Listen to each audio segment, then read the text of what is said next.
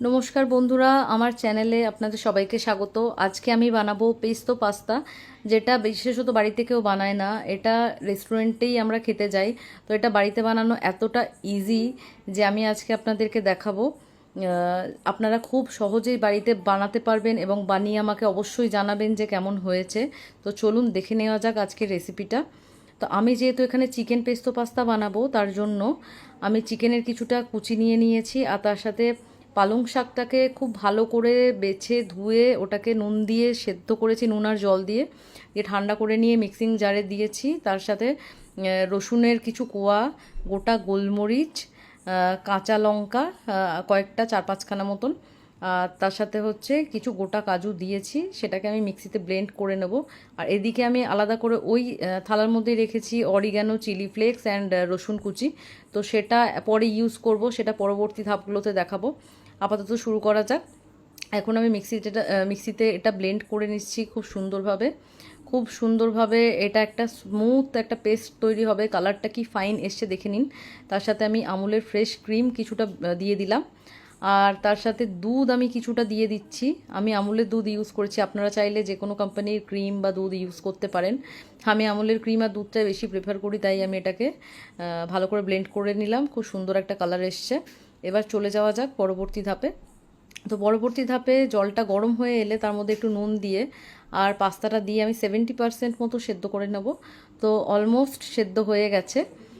খুন্তি দিয়ে আমি একটু খুন্তির সাহায্যে কেটে দেখে নিচ্ছি যে হ্যাঁ, সেদ্ধ হয়ে গেছে। এবার এটাকে ভালো করে একটা ঝাঁঝরি বা ঝুড়ির সাহায্যে যা আছে সেটার মধ্যেই জলটাকে ঝরিয়ে নিতে হবে, আর ঠান্ডা জল নিয়ে একটু ধুয়ে নিতে হবে।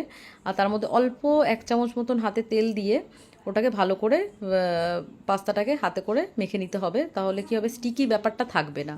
আর এদিকে অন্যদিকে ফ্রাইং প্যানে আমি একটু তেল দিয়ে নিলাম, এদিকে পাস্তাটা ঝরুক। এই 1 চামচের মতন তেল দিয়েছি, তার মধ্যে চিকেন কুচিটা আমি দিয়ে দিয়েছি। তার মধ্যে চিলি ফ্লেক্স, আন্দাজ মতন নুন, আর চাট মশলা, একটু গোলমরিচ গুঁড়ো আমি দিচ্ছি।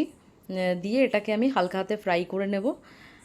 আমি একটু ঝাল বেশি খেতে পছন্দ করি, ভীষণ স্পাইসি পছন্দ করি, তো তাই জন্যে আমি ঝাল দিচ্ছি। তো নাড়িয়ে নিচ্ছি আমি ভালো করে চিকেনটা হালকা গোল্ডেন ব্রাউন হয়ে এলে তার মধ্যে একটু পাতিলেবুর রস আমি দিয়ে দেবো, একদম 1/4 মতন। তো দিলে কি হবে, নুন মিষ্টির যে মিষ্টি আমি দিইনি। নুন আর টকের যে ব্যালেন্সটা সেটা খুব সুন্দর আসবে। এবার 2 মিনিটের জন্য আঁচ কমিয়ে ঢাকা দিয়ে নেব। 2 মিনিট বাদে এটা ফ্রাই হয়ে গেলে, ভালো করে বয়েল হয়ে গেলে এটাকে ঢাকাটা খুলে নেব। খুলে চিকেনটাকে এক সাইডে আমি নামিয়ে নেব। আবার ফ্রাই প্যানটাকে বসিয়ে তার মধ্যে 1 চামচ তেল আর 1 চামচ আমুলের বাটার দিয়ে আমি এটাকে গরম হতে দেব। এবার এটা যেই গরম হবে তার মধ্যে রসুনের যে কুচি আমি আগে সাইড করে রেখেছিলাম সেটাকে এর মধ্যে দিয়ে দেব। তো রসুনের তেলটার বাটারটা গরম হয়ে গেছে, আমার রসুন কুচিটা দিয়ে দেওয়া হয়ে গেছে।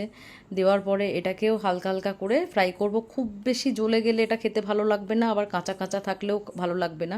বাটার আর রসুনের একটা অনবদ্য একটা ফ্লেভার থাকে, যেটা চাইনিজ রান্নাতে বা এরকম ধরনের কোনো ইটালিয়ান রান্নাতে ভীষণভাবে ভালো লাগে। এবারে রসুনটা ফ্রাই হয়ে গেছে হালকা হালকা গোল্ডেন ব্রাউন হতে, তার মধ্যে আমি পেস্তো সসটা ঢেলে দিলাম, যেটা বানিয়ে রেখেছিলাম আগে থেকেই। এবার তার মধ্যে বাটিতে করে একটু জল নিয়ে দিয়ে দিলাম। এবার আন্দাজ মতো নুন দিচ্ছি তার মধ্যে। এবার এটাকে খুব ভালো করে একবার নাড়িয়ে নেব। যে একটু ফুটে ফুটে আসবে তার মধ্যে যে বয়েলড পাস্তাটা আমি রেখেছিলাম এক সাইডে, যেটা ঠান্ডা হয়ে গেছে অলমোস্ট, সেটাকে আমি এর মধ্যে দিয়ে দেব। এর মধ্যে দিয়ে দেওয়ার পরে যখন পাস্তাটা ফুটে আসবে আমি অল্প করে নুন দেব, কারণ অলরেডি আমি যখন পাস্তাটা বয়েল করেছিলাম ওটাতেও নুন দিয়েছিলাম, আর যখন আমি পালং শাকটা সেদ্ধ করেছিলাম সেখানেও আমি নুন দিয়েছিলাম। তো নুনের পরিমাণটা আমি অল্প দেব।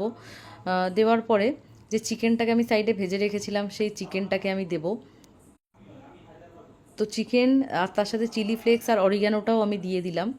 তো এটা একটু খুব স্পাইসি স্পাইসি হবে, আপনারা চাইলে ঝালটা একটু কমও দিতে পারেন, লঙ্কা আর গোলমরিচটা একটু কম দিতে পারেন। এবার এটাকে আমি ভালো করে নাড়িয়ে আরও 2 মিনিট ফুটিয়ে নেব। 2 মিনিট ফোটাতে দেখতে পাবেন যে এর মধ্যে জলটা অলমোস্ট শুকিয়ে এসছে, আর এর সাথে পেস্তো যে সসটা পুরো অ্যাবজর্ব হয়ে গেছে পাস্তার মধ্যে। আমি একটা গোটা চিজ কিউব গ্রেট করে রেখেছিলাম, সেই চিজ কিউবটাকে আমি এর মধ্যে দিয়ে দিলাম। ওপর থেকে হালকা 1 থেকে 2 চামচ মতন ফ্রেশ ক্রিম আমি দিলাম। দেওয়ার পরে আরেকটু চিলি ফ্লেক্স ওপর থেকে ছড়িয়ে দিলাম। ছড়িয়ে দেওয়ার পরে এটাকে আরেকবার মিক্সড করে নেব ভালো করে। তো মিক্সড করে নেওয়ার পরে এবার হচ্ছে এটাকে খুব ভালোভাবে সার্ভ করার পালা। এটা একটা প্লেটের মধ্যে আমি ভালো করে সার্ভ করে নেব। এদিকে আমার পাস্তাটা হয়ে গেছে, তো আমি গ্যাসের ফ্লেমটাকে বন্ধ করে দেবো। চলে যাচ্ছি এবার একদম লাস্ট স্টেপে। প্লেটের মধ্যে সার্ভ করে নিয়েছি। উপর থেকে হালকা আর একটু চিলি ফ্লেক্স আমি গার্নিশিংয়ের জন্য ছড়িয়ে দিয়েছি। এবার আমার মেয়ে টেস্ট করে বলবে কেমন হয়েছে।